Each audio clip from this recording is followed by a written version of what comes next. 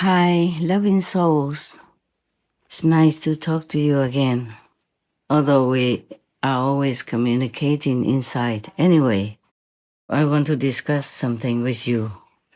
I heard recently that some of you want to eat only one meal a day just because I said to you that I eat once a day.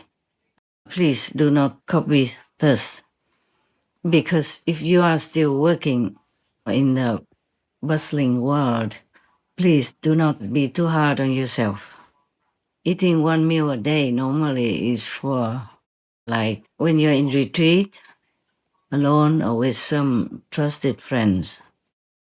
Otherwise, if you're still working very hard, every day, and then go home, you still need to take care of your people, your family or your pet people, even your friends, relatives, then you should not. You can try, of course, for a while to see how you go, okay? But do not force yourself thinking that it will make you become a Buddha quickly. It's not like that, because how much you eat also depends on your merit in the past life or in this life. The venerated enlightened Buddha, he did not have much stress in those days because there was no pollution, no climate change to worry about. I mean, not that the Buddha worried about life and death, it's just that the enlightened people, enlightened ones, always care for others, not for themselves. Now, even when the Buddha was alive, he allowed his monks to take juice in the afternoon, because at that time the Buddha himself and the monks ate only once a day around noon. And normally, afternoon they would not take food. They drank water, of course. You can do that also. But the Buddha expressly say that he allows his monks to take juice, all kinds of leaf juice, vegetable juice, and fruit juice. I will ask the team to print it out for you. But just a moment, maybe I can tell you. Okay, the Buddha's instruction is in the Mahavagga, because there was one ascetic who came to the Buddha to invite him and his monks for a meal.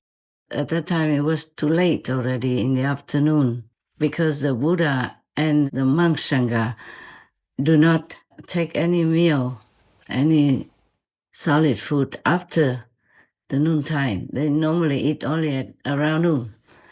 So the ascetic Kenya made some juice and offered it to the Buddha. And the Buddha said to him, please distribute it to the monks, the bhikkhus. But then the bhikkhus were very worried because it's not the time to eat any food. So they declined. And then the Buddha say, oh, it's all right. It's all right. You can have it. And then after that, the ascetic Kenya served all the bhikkhus with the juice that he made until all of them were contented and wanted no more.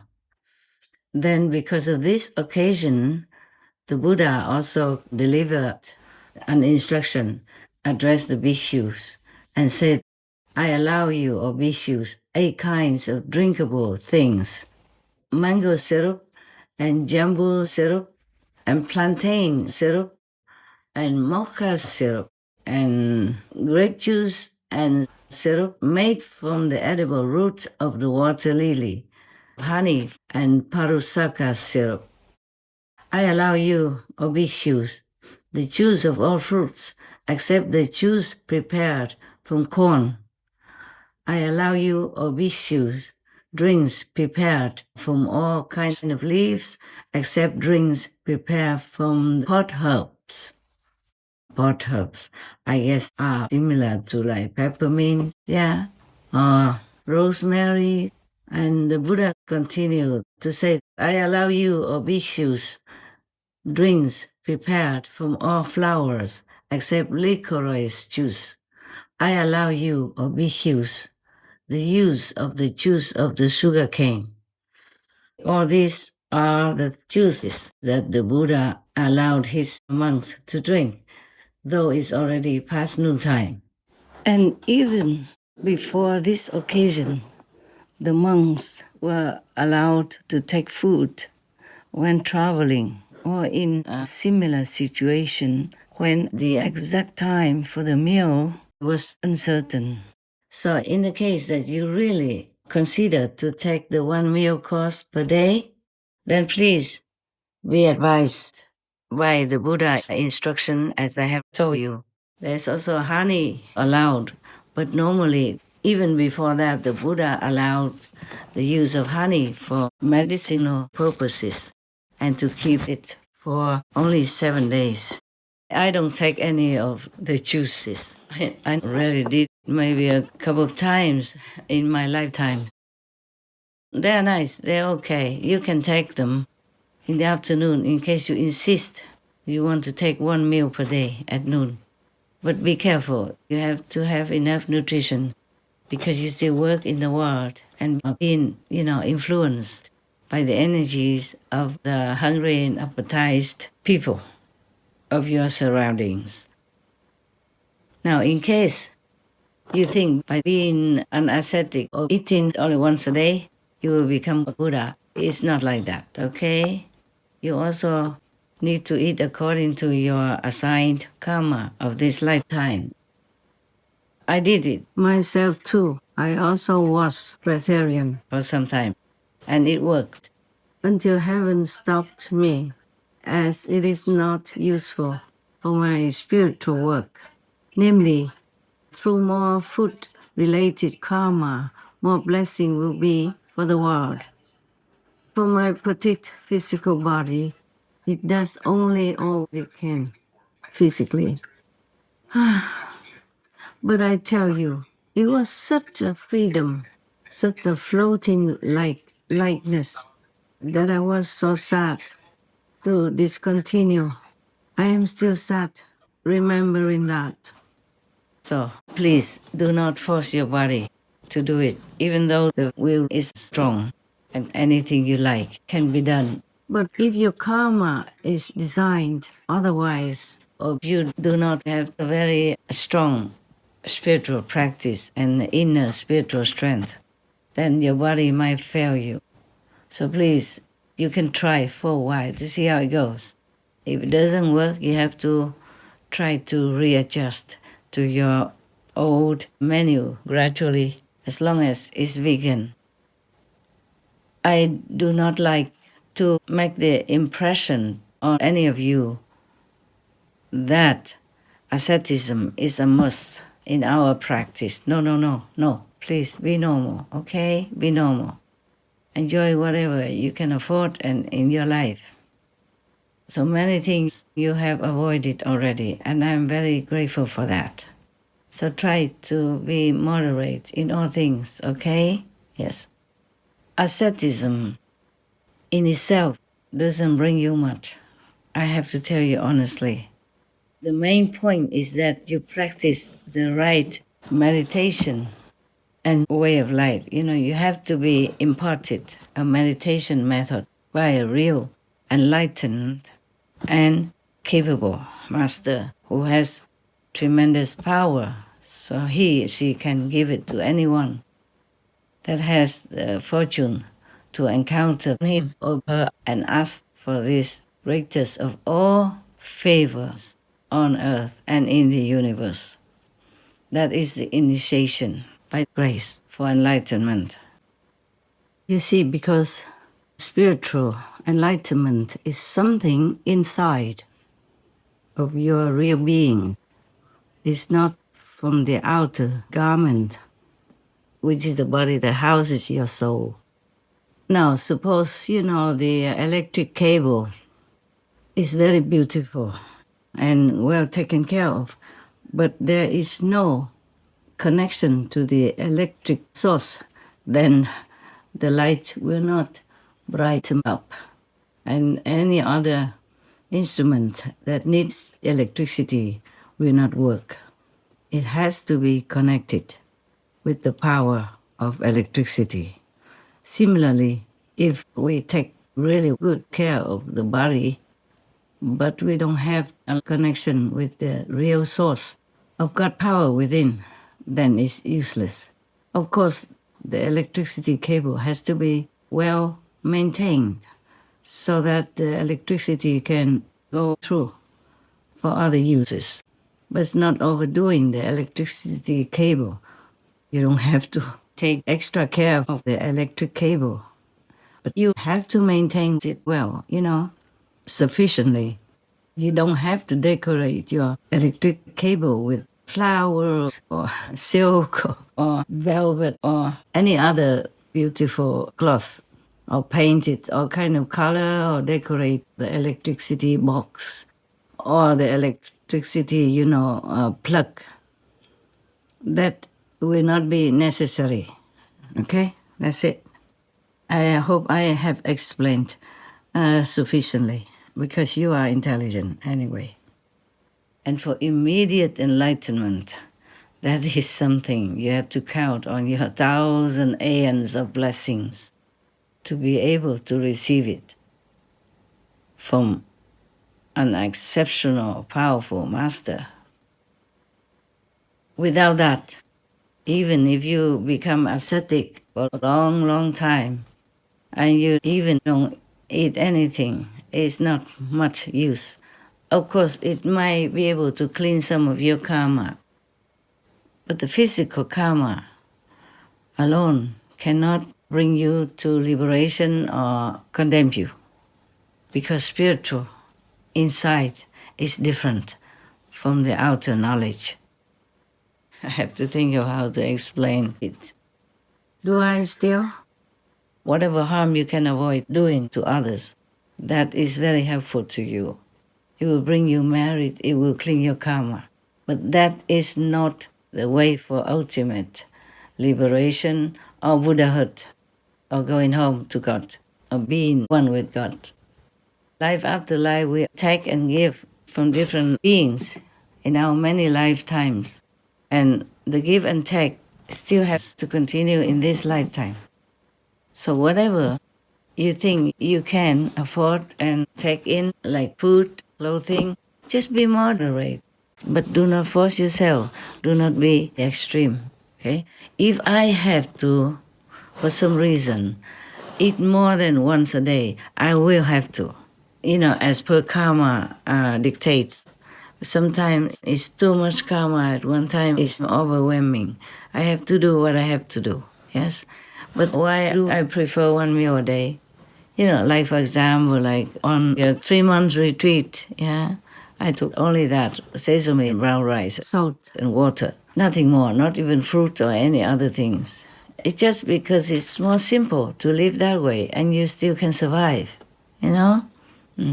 And during retreat, it's more difficult to have people to keep bringing food to you, because you want to be in peace, in quietude, in silence, to be alone, to contemplate on the inner spiritual wealth, to be close to God, to be one with God.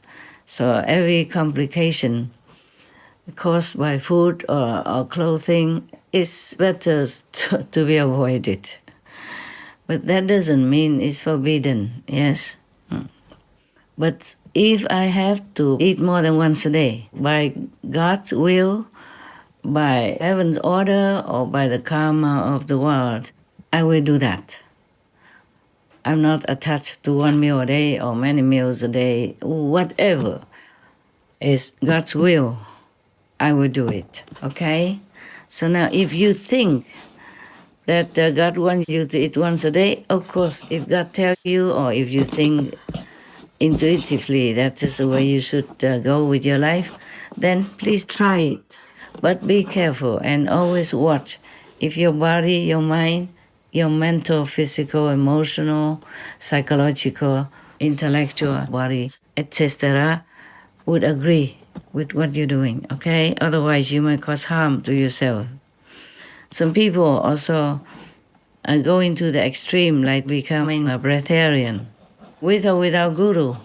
And some of them lose their life, sadly. You know, you need this physical body in order to continue to do the practice that your master has instructed you in, so that you will reach higher and higher dimensions in heaven while still living in this world, so that you can liberate yourself, your many, many generations, and also bless the surroundings, bless the world at the same time.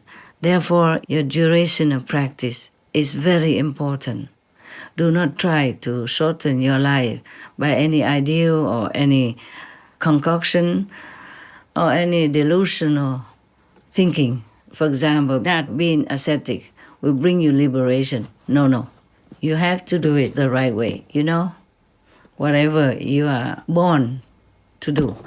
And even meditation, not just any meditation, brings you to liberation. I have observed the whole world. People meditate in all kinds of ways, on all kinds of things. Most of them have the wrong method from a lower master and can't get beyond the third world. A wrong, low-level master could harm you in many aspects, not just spiritually. And if you can't get beyond the third world, it means you will have to return to a physical body, physical life, either on this planet or any other planet in the universe. This is a sad thing, that even many of the zealous demons or astral demons pose themselves as priests or monks and nuns, as spiritual masters, and mislead a lot of sentient beings to go to the lower way of spirituality or path. I saw that and I felt very painful. But whatever karma you have, that's the way you will go on with your life. Unless some miracle happens that you meet an enlightened master and get a true, secure, guaranteed spiritual meditation method to bring you to the true liberation beyond the three worlds. We could say the fourth world, actually, when including the human world. The human world, the astral world, the causal world, and the Brahma world, all these worlds will be destroyed one day or another. In Buddhist terminology, the Buddha called it the three worlds, meaning our physical world that we can see, touch, hear, and perceive. It's not included, it's different. The other three worlds, like the astral, causal, and a Brahma world, are invisible to the naked eye. Sometimes you can see them. It depends on your karma and your past life, spiritual connection. But most people don't see these three worlds. These are the three worlds you have to pass beyond in order to be liberated. That means you don't ever come back to this physical world or any other physical world anywhere. Either becoming a human, animal, a tree, plant, anything again, or even a demon, ghost, or hell being. So if you want to really be away from suffering forever, yes, and go to a higher dimension, enjoying bliss, happiness, and true liberation, then you have to go beyond the three invisible worlds, from the astral to the Brahma world. It's very difficult for you to really find a master to lead you beyond the third world. If you find such a master and your level is still too low, for example, that you can reach only the third world, not beyond it, it doesn't matter. If your master is truly enlightened and a true powerful master, then she can still continue to bless you and teach you until you live above the three destructible worlds. But by asceticism, you can hardly reach there, okay? Truly. You need a pure, determined heart. If you could, it's still very, very difficult, because while you're practicing that, You will also be contaminated by other people around you. Their energy, their karma, their contact with you will bring you trouble and will not allow you to be uplifted to a higher dimension. Unless you are connected with a higher dimension already, just like through the Kuan Yin method that I have imparted to you. That is the correct, the direct word to higher dimensions. You go slow, you go fast, it's up to you, but it is a direct connection to a higher world. You will definitely reach liberation, guaranteed, or become even Buddha in this lifetime. If you're truly that high, that pure, and have practiced, thousands of aeons before without fruit. Even animals also practice spiritually. Some snake people also meditate, they practice very well, very diligently, and then they can become human, or they can make themselves appear as humans for short term or forever. Yes? But that is different. To practice just to jump from one species level to another, not to be in a higher heaven or be liberated, become Buddha or become one with God. That is the highest way you can aspire to. Just like in the Kuan Yin method, you are connected directly to the highest possible dimension. And you can reach any stage of that road.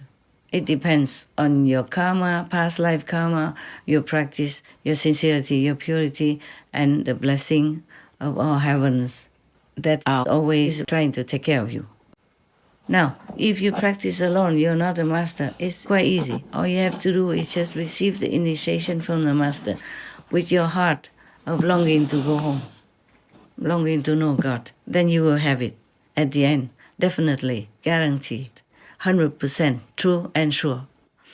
Any other method, it depends also on the master who has attained a higher level or not. Even in the Kuan Yin method, if somebody just learns halfway, half-baked, or just a little bit and thinks that's all there is, because she didn't see the masters before and after inner works, and at the time of initiation, not much more than a silent communication, silent transmission. You see, the so-called disciple will still receive inner heavenly light and inner heavenly word, or you call it sound, or you call it vibration. I mean, even in the physical body, you can see heaven, you can hear the word of God, the vibration of the spheres, and you will be feeling more and more enlightened each day, and also more and more comfortable in the physical domain. That is because the master feeds you spiritual power gradually until you grow up and are safe in heavenly realms. So do not try to rely only on asceticism in order to reach your goal. No, if you are practicing the Kuan Yin method, you don't need that. Long time ago, the Chinese Zen master saw that his disciple just sat on the floor in the temple and tried to meditate whatever his way. And he used bricks to, to polish in front of him. And he asked him, what do you think you're doing? He said, I'm trying to make a mirror. And he said, you cannot make a mirror out of these bricks, no matter how long you polish them. So he told him, it's the same. Sitting there will not bring you enlightenment. Just sitting there. No. Yes, because he knew there was the way for enlightenment. The path of enlightenment, you have to walk on that path. Otherwise, you're not going anywhere that you want. Yes. Or it takes many thousands of years or many aeons until you find the right path. You just run around in a circle, in a labyrinth, This is difficult to tell outside people if they don't have the experiences inside the way you do. So I'm just talking to you actually, just to remind you of things, okay? Right. If you really want to eat only once a day, or it's simple, the no pain kind of vegetables that I have listed some to you, not all of them. I don't have time to think about too many things.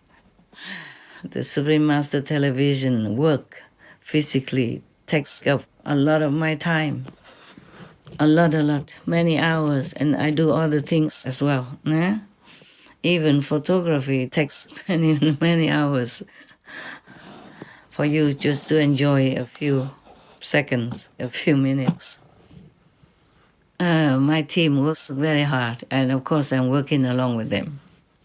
But I think the list that I have listed for myself, is enough already for me to live on. It worked. It works up to now, yeah? And if you don't want all those, you can even just have a brown rice, sesame, and some fruit, yeah? Melons, those are no pain fruits. Then you're okay also. And you feel satisfied. You will feel light-hearted, light-footed as well. You'll be happy.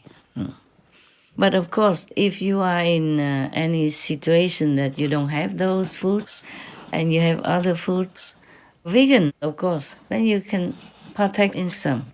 Yeah. But if you worry that you don't have enough nutrition, then it's a very, unnecessary worry. Yes. You can also eat white rice with those vegetables or fruits that I listed, even though the list is not complete. It's enough. My God, we don't live to eat, we eat to live. But I emphasize, I do not advocate for asceticism as a way to force your body just to feel that you can. Of course you can, huh? But do not try to force yourself too much into trouble, all right? I just want to tell you, if you want to have less meals or less troublesome cooked meals, then you can have them. More simple. But do not force yourself, okay? If your body cannot bear it, stop immediately and return slowly to normal. Do not immediately jump from one extreme to the next relaxing kind of way of life, okay? But always be vegan, yeah?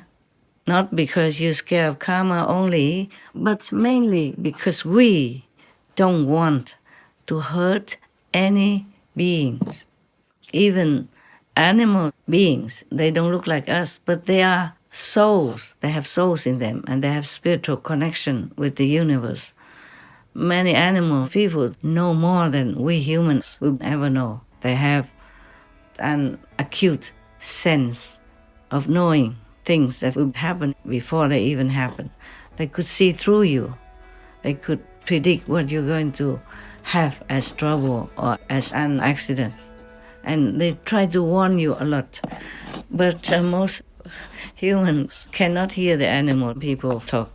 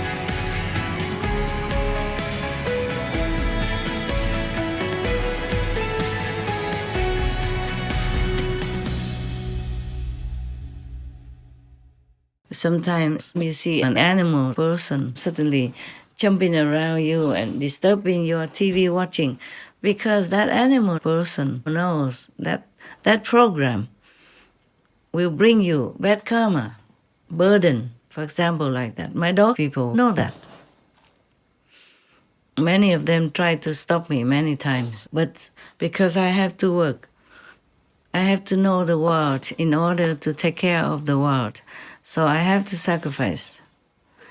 But if you don't have to, you must not. Don't watch too many worldly programs, especially those violent films and shows. They are very, very bad for you. They deplete your energy. They drag you down to a lower level, even if you're already on a higher level, okay? Yes, they make you sick. They make you ill. They disturb your mental capacity and everything, especially if you watch it, at night when you need to sleep. Even if you are a night person, you better not abuse yourself too much, mentally, psychologically, emotionally, wisdom-wise, because the nighttime is a time to rest, time to meditate and contemplate on a higher, loftier dimensions in the universe, nearer to heaven, nearer to God, okay? Nighttime is a time of the negative force who is roaming around and disturbing your peace, sucking up your energy, even influencing you to do wrong, thus creating bad karma for you or and others consequently. Yeah, sometimes I have to work late in the night.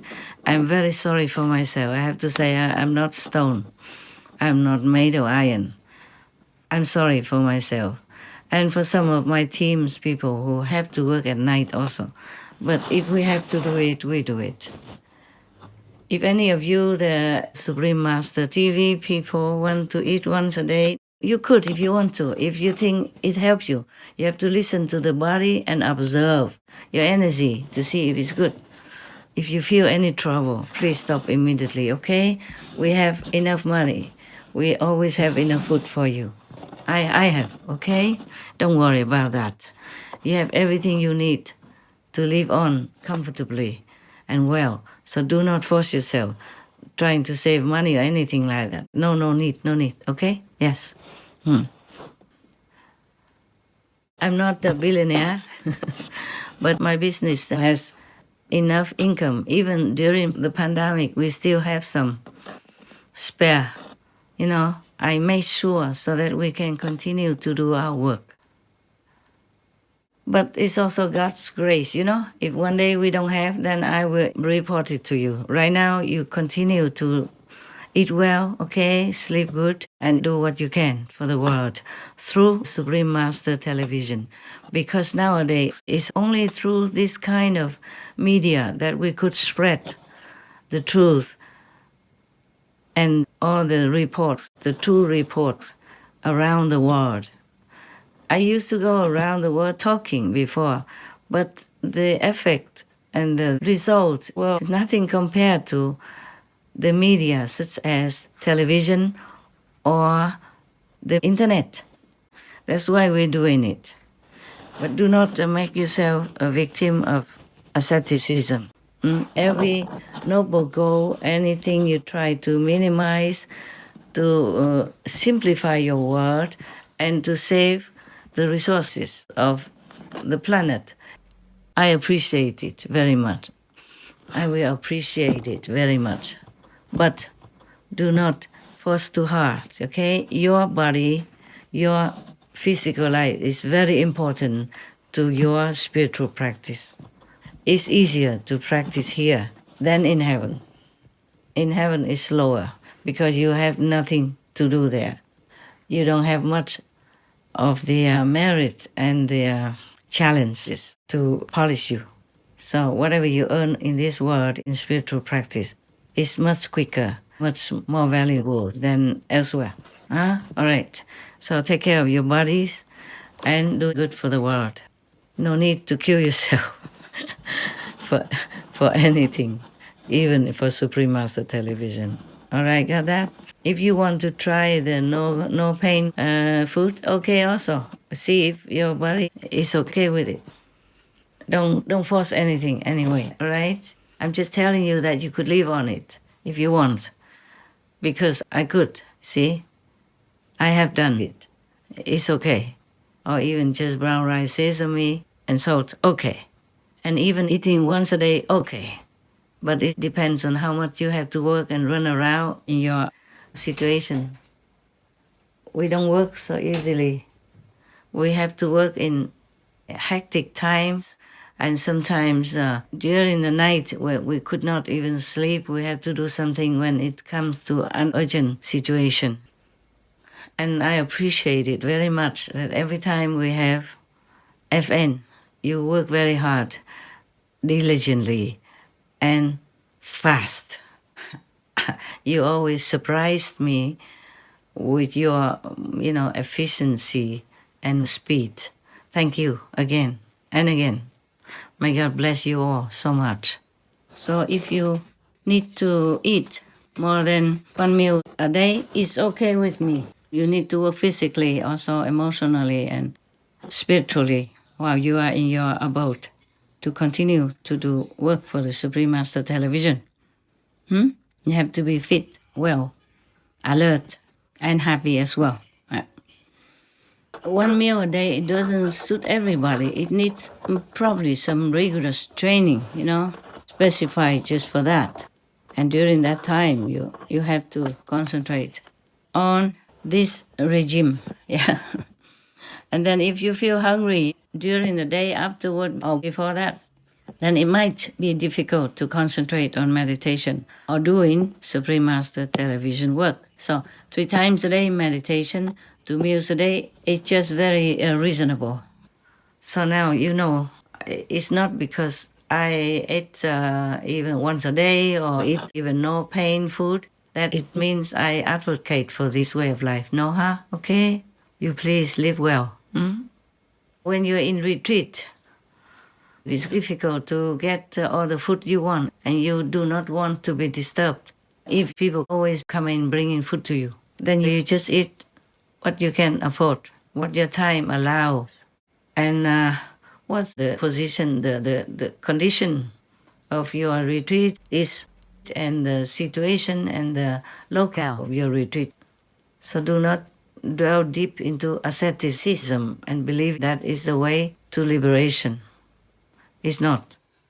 Even those who do charity and do good, either to humans or animal people, these people, they're lofty, they are noble, but it's not a method for liberation or to reach the high attainments such as Buddhahood. Doing charity, helping others, doing good deeds are things we should do. And it will lessen some of our karma, of course. But it's not like the Kuan Yin method that leads you to total liberation in one lifetime. Remember that. But you should always do good deeds anyway, okay? I do also. Not because I need merit or praise or reward, but because we live here together. If somebody is in need, or some humans or animal people are in need, or any beings are in need, we must help them. That's a normal thing to do. It's not because we need a merit or want a reward. Better not. Whatever you do, accredit it all to God, to heavens, okay? To Buddhas. It's not for liberation that we do charitable work. That won't be sufficient, okay? Just to remind you again. And you can see all the saints and sages, what they did in ancient times, then you will know what I'm saying is the truth. And not just I who say it. It's my realization to know that. It's a part of my realization. It is one thing that you listen to the saints and sages telling you this and that instruction for spiritual practice. But it is another thing that you realize it yourself. You assimilate it yourself. You understand profoundly the true meaning of it through your own spiritual experiences. That's different. So self-realization is wisdom, is God realization, is enlightenment to the highest possible in this world. If you're just doing work for Supreme Master Television and really have faith in the Master who organizes Supreme Master Television, for example, then you will also have merit. And if you're vegan, sincere and pure, then of course the Master will also lift you up for liberation. But it's not because you work in the Supreme Master Television network or just sit in meditation. No, it is because of the Master behind it. You know, with the Master power who helps you. Just like sometimes people outside on the street or anywhere, just by chance see the Master, meet his or her eyes, that person will also be uplifted to a high degree accordingly, and even liberated in one lifetime or the next lifetime because of the blessing of that enlightened Master's power. It's not that you just do good and then you will have the blessing to be liberated in this lifetime or a couple of lifetimes afterward. No, the Master power is a main focus, is a main ingredient for your liberation, for your high enlightenment. All the scriptures of the big, main, true, good religions mention that. I'm just trying to remind you of your own faith, of your own religious teaching. If you are Sikh, look into the Sikh scripture, the Granth Sahib. If you are Muslim, look into the Quran. If you're Christian, look into the Bible, look into the Christian teachings, look into Jesus' left behind teaching essence in the Essene scriptures. It's mentioned everywhere. You just didn't notice it. You just brushed by it. Maybe you didn't understand anyway. If you are Jain, look into the teachings of Lord Mahavira and other Jain teachers, Jain masters. If you're Buddhist, look into Buddha's teachings. They always mention the blessing of the Buddha. The Buddha was a master, of course, an enlightened master. Look into any religion that was left behind by any master, you will see they always mention about the benefit of knowing a master, of the blessing of the master, true master. Just mention any master, casually, Kabir, even, you will see it all. Hinduism, if you're a Hindu, you must look into your scriptures of Hinduism. Then you will know what I'm saying. It's all correct. It's all affirmed in your own religions. If all the masters knew or realized that just by doing asceticism or good deeds, charitable deeds, helping others, you would be liberated forever, then they would have told you that. No, none of them say that. Yes, you pay for, zakat, or you do charity, the Christian way, Buddhist way, Hindu way, Sikh way, or Jain way. But nothing says that if you just do good deeds, then you'll be liberated. No. They mention that you have merit. Heaven will bless you. Your life will be comfortable now or maybe next life. But it doesn't mention that you will be liberated. You will become Buddha if you do charitable deeds. The most charitable deed, the best, the highest, the most effective is truth, charity, meaning you teach people the truth. You spread the truth teaching from any master, the living master, of course. Otherwise, why would the Buddha be reborn again to go through a lot of asceticism or trouble or trials and even assassination attempts in order for another Buddha to be there? We have had so many Buddhas since ancient times. Sakyamuni Buddha even mentioned that, of course. And why did Jesus Christ have to come down again, suffer the torture on the cross, just to be another Son of God reincarnated again? Because Lord Jesus has been there before.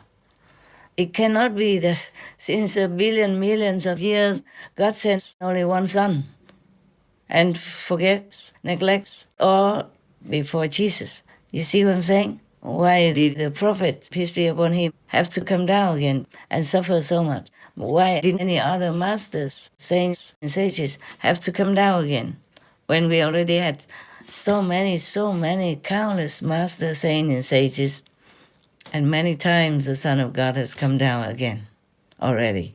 They have to come down to remind us, to give us the connection to the direct teaching of God, to the direct road to enlightenment, to liberation, to forever live in true freedom, in blessing and wisdom. So to have a master is a must. If you have a true master who imparted to you the true method to reach immediate enlightenment, to connect you with the path of direct connection with the highest heavens, with God, then you are there. Then you are secured. You are safe. Otherwise, no matter what you do, the best deeds in the world, selling the whole world to give in charity, to be an ascetic with nothing in your whole life, many lives, still, it never would give you liberation or Buddhahood. So whatever you can do for the world, it's good for you that you do that, because you're noble. Lofty, but that doesn't mean that is the way to bring you to liberation. Even to work for Supreme Master Television, that doesn't bring you liberation. But the Kuan Yin method imparted by the Master Power to you, that is the one who will liberate you forever. Yeah? All right. Thank you anyway for working for Supreme Master Television, because that is the best you can do to help our fellow humans and our brother and sister animal people and trees, plants and rocks and all things in this physical world and beyond. Thank you for that. Bravo. My God bless you immensely and love you forever. Amen. I love you too, forever. That's all I want to tell you. All right. Thank you, Dan. Thank you. Love you, love you. Love you a lot. Thank you for all you do for the world. I also, by the way, thank you to all the non-disciple people outside who help to save the planet, to protect the humans and the animal people by keeping this world safe and sound, by being vegan, making peace and doing good deeds. May God bless you all. Love you, love you. So long.